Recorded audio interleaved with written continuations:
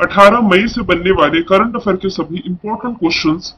कल की क्लास में हमने देखा था कि उत्तरी सिक्किम के नागा और रंगरंग गांवों को आवश्यक सहायता और हेल्थ सर्विस प्रोवाइड कराने के लिए भारतीय सेना ने ऑपरेशन सद्भावना की शुरुआत की है।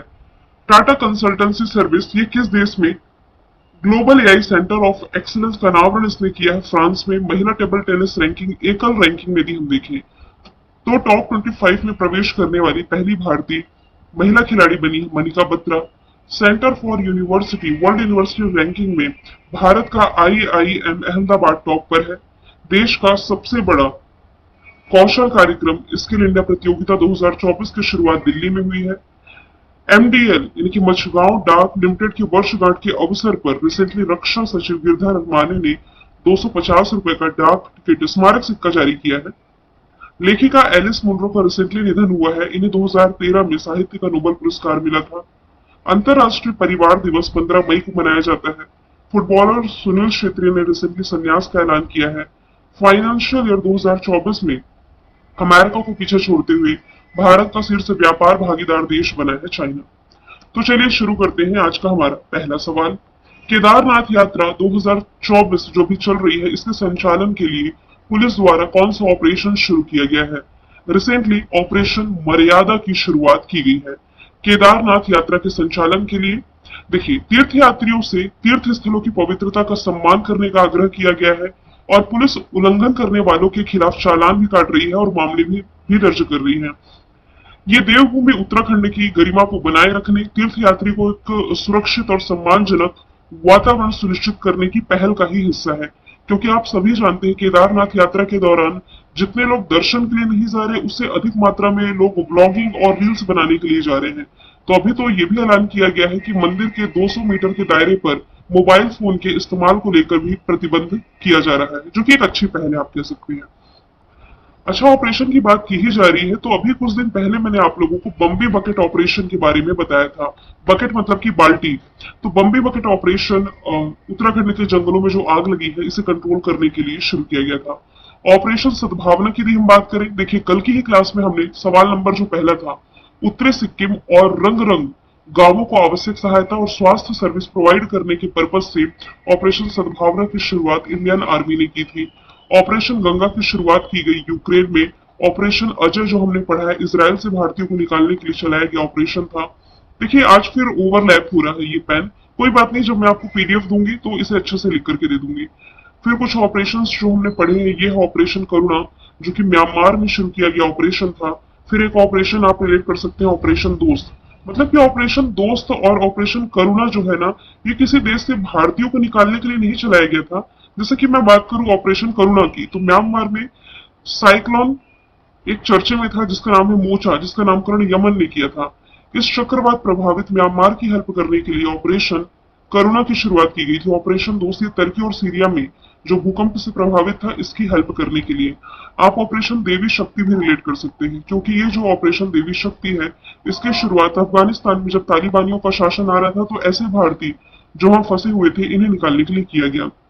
हाल फिलहाल में कैरिबियाई कंट्री हैती से मैंने आप लोगों को एक ऑपरेशन बताया है जिसका नाम है इंद्रावती। तो ये भी आप याद रखेंगे। आगे चलते हैं। सवाल नंबर दूसरा है, हाल ही में किस देश ने दुनिया का पहला 6G डिवाइस पेश किया है? ये रिसेंटली पेश किया गया है जापान के द्वारा। ये 5G से 20 गुना ज्यादा तेज होगा और 100 Gbps यानी कि गीगाबाइट पर सेकंड की गति से डेटा संचारित कर सकेगा। वर्तमान में 5G की सैद्धांतिक अधिकतम गति जो है, ये 10 GB है, 10 GB पर सेकंड की। बात की जाए यदि जापान की capital Tokyo, currency yen, prime minister Fumio Kishida है। मैं आपको बता दूं, G7 समिट जो 2023 की रही थी, ये जापान ने ही होस्ट की थी। हिरोशिमा में ही इसका आयोजन किया गया था। हालांकि भारत तो G7 का मेंबर नहीं है, लेकिन prime minister Narendra Modi Hiroshima के दौरे पर गए थे, जहां पर इन्होंने महात्मा गांधी जी की प्रतिमा का भी अनावरण किया था। जापान के प्रमुख तौर पर 4 द्वीप आप रिलेट कर सकते हैं। एक तो यहां से आप देखिए होन्शु, होन्शु जिस पर यहाँ की कैपिटल टोक्यो स्थित है। होन्शु, ये होन्शु एक लिखा मैंने, दूसरा हो जाएगा क्यूशु, तीसरा हो जाएगा सिकोकू और चौथा इसमें हो जाएगा हकाइडो। ठीक है, ये चारों ही आपको याद रखना है। आपको ये भी याद रखना है कि चंद्रमा पर पहुंचने वाला जो पांचवा देश बना है, ये कौन बन गया है? ये जापान ही बना है। जापान के ही सहयोग से भारत में बुलेट ट्रेन चलने जा रही है और देश में जो पहली बुलेट ट्रेन है, ये अहमदाबाद से मुंबई के बीच में चलने जा रही है। अमेरिका से आप क्या रिलेट कर सकते हैं? अमेरिका से आप रिलेट करेंगे, सिप्री ने जो रिपोर्ट रिलीज की थी, दुनिया में सबसे अधिक सेनाओं के लिए पैसा खर्च करने वाले देशों की सैन्य व्यय के मामले में भारत चौथे स्थान पर है, टॉप पर अमेरिका है। चाइना से आप क्या रिलेट कर सकते हैं? कल ही हमने देखा है कि फाइनेंशियल ईयर 2024 में भारत का शीर्ष ट्रेड पार्टनर यानी कि शीर्ष व्यापार भागीदार देश बना है चाइना। रशिया से मैं बार बार आपको S-400 मिसाइल रटवा ही चुकी हूं, जिसका नाम बदल करके अब किया गया है सुदर्शन। अगला सवाल है, नीरज चोपड़ा ने 27वें राष्ट्रीय फेडरेशन जूनियर एथलेटिक्स प्रतियोगिता में जो मेडल जीता है, इसका नाम है गोल्ड। ऑप्शन नंबर बी इसका राइट आंसर हो जाएगा। फेडरेशन कप में नीरज चोपड़ा ने 82.23 मीटर का थ्रो किया, यानी कि इतने दूर फेंका इन्होंने, जिसका आयोजन ओडिशा भुवनेश्वर में किया गया था और इसमें इन्होंने गोल्ड मेडल जीता है। इन्होंने टोक्यो ओलंपिक में गोल्ड जीता था 2022, जो समर ओलंपिक में कह रही हूँ, जापान की टोक्यो में हुआ था। 2022 में डायमंड लीग चैंपियन बने थे, 2023 में विश्व चैंपियन बने और चाइना में एशियाई खेलों में भी गोल्ड जीता। ये सभी फैक्ट्स आपको नीरज चोपड़ा से रिलेट करके याद रखना है। जेवेलिन थ्रो से रिलेटेड है, हरियाणा से बिलोंग करते हैं। अगला सवाल है, किस लेखक को साहित्य अकादमी फेलोशिप पुरस्कार से सम्मानित किया गया है? तो इनका नाम हो जाएगा Ruskin bond. Option number D इसका राइट आंसर है। प्रख्यात अंग्रेजी लेखक है रस्किन बॉन्ड। इन्होंने 300 से अधिक लघु कथाएं, निबंध, उपन्यास यानी कि नॉवेल और बच्चों के लिए 30 से अधिक पुस्तकें लिखी हैं। पुरस्कार में इन्हें 1992 में साहित्य अकादमी पुरस्कार, साहित्य अकादमी बाल साहित्य पुरस्कार 2012 में, पद्मश्री जो कि भारत सरकार का चौथा हाईएस्ट सिविलियन ऑनर है 2000 माफ कीजिएगा 1999 में, और 2019 में पद्म भूषण जो कि भारत सरकार का तीसरा हाईएस्ट सिविलियन ऑनर है, इससे सम्मानित किए जा चुके हैं। इनकी कुछ प्रमुख कृतियों में वैग्रेंट्स इन वैली, एंग्री रिवर और टू मच ट्रबल है। जॉर्जिया गोस्पदिनोव की यदि मैं बात करूं ना, तो इंटरनेशनल बुकर पुरस्कार जो 2023 का रहा है, ये इन्होंने ही जीता है। इनकी रचना टाइम शेल्टर के लिए। प्रभा वर्मा की यदि मैं बात करूं, तो प्रभा वर्मा ने इस साल का व्यास सम्मान जीता है, इनकी रचना रौद्र सात्विकम के लिए। एम कृष्णा की यदि मैं बात करूं, तो संगीता कला निधि अवार्ड जो कि कर्नाटक संगीत अकादमी के द्वारा दिया जाता है, ये जीता है एम कृष्णा ने। आगे चलते हैं, पांचवा सवाल है, हाल ही में फोन पे ने भारत के किस पड़ोसी देश में यूपीआई भुगतान ये सर्विस लॉन्च करी है? भारत के पड़ोसी श्रीलंका में ये लॉन्च किया गया है। फोन पे ने श्रीलंका में यूपीआई ट्रांजैक्शन के लिए लंका पे के साथ साझेदारी की है। श्रीलंका में अब फोन पे यूपीआई लॉन्च किया गया है, जिससे श्रीलंका जाने वाले भारतीय पर्यटक आसानी से पेमेंट कर पाएंगे। इससे उपयोगकर्ता श्रीलंका, ये जो लंका क्यूआर की मैं बात कर रही हूँ, इस कोड को स्कैन करके सुरक्षित और त्वरित यानी कि तुरंत ही भुगतान कर पाने में सक्षम होंगे। फोन पे की स्थापना 2015 में की गई। बैंगलोर कर्नाटक में हेडक्वार्टर समीर निगम वर्तमान में इसके अध्यक्ष हो जाएंगे। कंट्री है आज चर्चे में श्रीलंका। श्रीलंका और भारत के बीच में पाक जल संधि या मन्नार की खाड़ी की भी लोकेशन आप रिलेट कर सकते हैं। इसकी commercial capital Colombo, executive capital Jayawardenepura Kotte हो जाएगी। सिलनेक्स एक प्रमुख एक्सरसाइज है। इसके अलावा मित्र शक्ति जो कि भारत और श्रीलंका के बीच में आयोजित की जाती है। एक फैक्ट तो आप रट लीजिए कि भारत और श्रीलंका के बीच में पहली बार इंटरनेशनल क्रूज सर्विस की शुरुआत होने जा रही है। अब बात की जाए बांग्लादेश की, तो भारत और बांग्लादेश के बीच में मैत्री पाइपलाइन प्रोजेक्ट को लेकर के समझौता है। नेपाल के साथ यदि मैं बात करूं, तो भारत की जो डील है ये किस लिए है? 10 साल में 10,000 मेगावाट बिजली के निर्यात पर। और भूटान से मंगदेक्षु हाइड्रो पावर प्रोजेक्ट को लेकर के भारत भूटान के बीच में समझौता है। अच्छा, ये जो श्रीलंका के फैक्ट्स मैंने बताए हैं मैप के थ्रू ऐड कर दिया है, और जो डिटेल है यहाँ पर मैं कॉपी पेस्ट कर दूंगी। ठीक है, आगे चलते हैं। नासा जो कि अमेरिका की स्पेस एजेंसी है, इसने एआई यानी कि आर्टिफिशियल इंटेलिजेंस के नए प्रमुख के रूप में किसकी नियुक्ति की है? तो रिसेंटली डेविड सल्वागाग्नी की नियुक्ति नासा के द्वारा एआई के प्रमुख के रूप में की गई है। नासा के मुताबिक यह भूमिका मुख्य डेटा अधिकारी के रूप में सल्वाग्नी की वर्तमान भूमिका का विस्तार है। ये जो डेविड की मैं बात कर रही हूँ, सल्वाग्नी, ये 21 वर्षों तक वायुसेना में इन्होंने सर्विस दी है अमेरिका में, और मई 2005 में संचार और कंप्यूटर सिस्टम अधिकारी के रूप में ये रिटायर हुए थे। नासा की स्थापना 1958 में की गई। वॉशिंगटन डीसी में हेडक्वार्टर बिल नेल्सन वर्तमान में इसके अध्यक्ष हो जाएंगे। अब आज नासा का डिस्कशन है तो इसके फैक्ट्स यहाँ पर मैं लिख देती हूँ। नासा और जो भारत की स्पेस एजेंसी है इसरो, ये साथ में मिलकर के एक अर्थ ऑब्जर्वेशन सैटेलाइट पर काम कर रहे हैं जिसका नाम है निसार।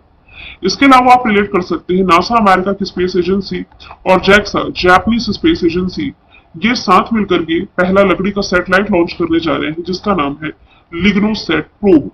इसके अलावा आप ये रिलेट कर सकते हैं नासा का मून मिशन जिसका नाम है आर्टेमिस 2, जिसके तहत 4 अंतरिक्ष यात्रियों के नाम की घोषणा की गई है। पहली बार कोई महिला अंतरिक्ष में जा रही है, कृष्णलीना कोच जिनका नाम है, और पहले अश्वेत पुरुष जिनका नाम हो जाएगा विक्टर ग्लोवर। मैं अच्छे से लिख के दे दूंगी पीडीएफ में, बार बार बोल रही हूँ, राइटिंग के लिए चिंता ना करें। अच्छा, भारतीय मूल के अजय बंगा है ना, ये हो जाएंगे वर्ल्ड बैंक में अध्यक्ष। अक्षता कृष्णमूर्ति, एक ऑप्शन तो आपके लिए छोड़ूंगी मैं, नासा में ही इनकी नियुक्ति की गई, थोड़ा इसके बारे में सर्च करके बताएंगे आप लोग। जबकि अमित छत्री नासा की मून टू मार्स प्रोग्राम के प्रमुख के रूप में नियुक्त किए गए हैं, भारतीय मूल के हैं। सवाल नंबर 7वां है, वर्ल्ड इक्वेटिक्स ने कहां पर दुनिया का सबसे ऊंचा प्रतियोगी स्विमिंग पूल खोला है? तो दुनिया का सबसे ऊंचा प्रतियोगी स्विमिंग पूल ये खोला गया है पड़ोसी भूटान में। 2400 मीटर की रिकॉर्ड ऊंचाई पर पहली बार प्रतियोगी स्विमिंग पूल यहाँ खोला गया है, जो क्षेत्र में जलीय खेलों को, इनकी वाटर स्पोर्ट्स को बढ़ावा देने के लिए पूल फॉर ऑल प्रोग्राम का एक हिस्सा है। भूटान की यदि बात की जाए, इसकी कैपिटल हो जाएगी थिम्पू। थिम्पू से आप रिलेट कर सकते हैं दुनिया की पहली ट्रैफिक लाइट फ्री सिटी यही ओपन की गई है, और दुनिया की दूसरी या भारत की हम पहली कह लें तो ये हो जाएगा कोटा राजस्थान में। यहाँ की करेंसी नगुलतरम और भारतीय रुपया है। यहाँ के जो राजा है जिम खेसर हो जाएंगे, जो कि रिसेंटली भारत के दौरे पर आए थे। मंगदेक्षु हाइड्रो पावर प्रोजेक्ट यदि आप रिलेट करेंगे तो इसी भूटान से रिलेट कर सकते हैं। आवारा कुत्तों की नसबंदी करने वाला दुनिया का जो पहला देश है ये भी भूटान ही बना है। चाइना से आप क्या रिलेट कर सकते हैं?